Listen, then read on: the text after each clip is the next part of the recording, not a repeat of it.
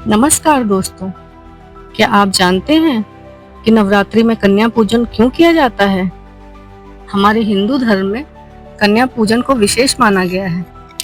कहते हैं जो सच्चे मन से नवरात्रि व्रत व कन्या पूजन करता है उस पे माँ दुर्गा अपनी विशेष कृपा रखती हैं।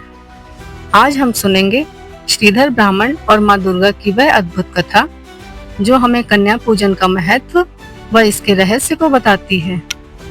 बहुत समय पहले एक नगर में श्रीधर नामक ब्राह्मण रहते थे। वे अत्यंत गरीब थे, लेकिन माँ दुर्गा के परम भक्त थे।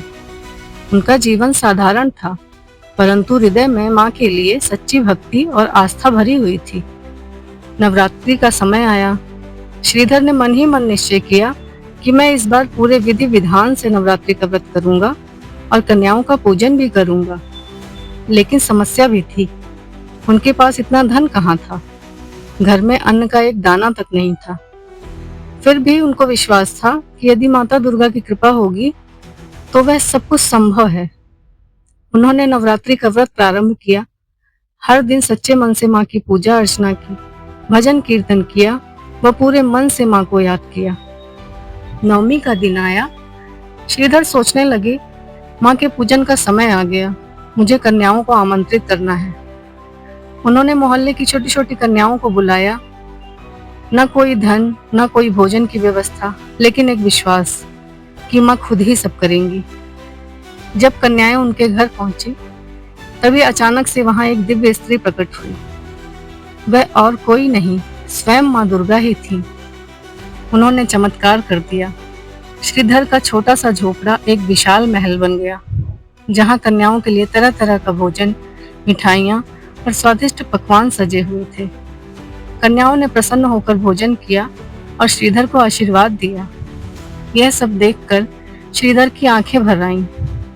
तभी माँ दुर्गा ने प्रकट होकर कहा, हे भक्त श्रीधर, तुम्हारी सच्ची भक्ति और विश्वास ने मुझे प्रसन्न कर दिया है।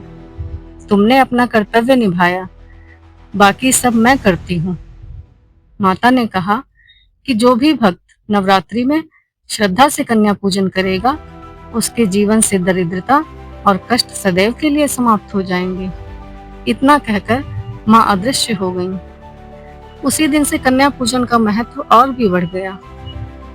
तो आपने देखा भक्तों, नवरात्रि में कन्या पूजन केवल एक रीति नहीं है, बल्कि माँ को प्रसन्न करने का सबसे सरल व सच्चा मार्ग है।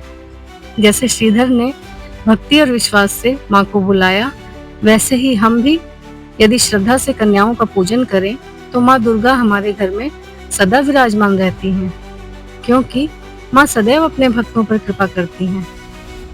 दोस्तों, अगर आपको ये कथा पसंद आई हो तो वीडियो को लाइक और शेयर जरूर करें और ऐसी ही भक्तिमय कथाओं के लिए चैनल को सब्सक्राइब करना ना भूलें। जय माता दी।